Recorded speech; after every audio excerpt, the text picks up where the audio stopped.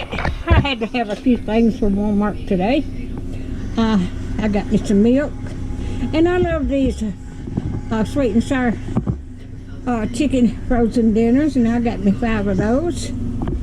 I needed some sugar. I needed some orange juice. And I wanted some bananas. I love to make banana sandwiches.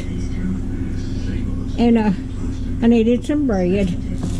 And I got me 5 apples. This is what I've got today. So if you like my videos, just like, share, and subscribe. And hit that little bell when you want to be notified when I got another video coming out. Thank y'all so much for watching. Thank you. Have a blessed week, y'all.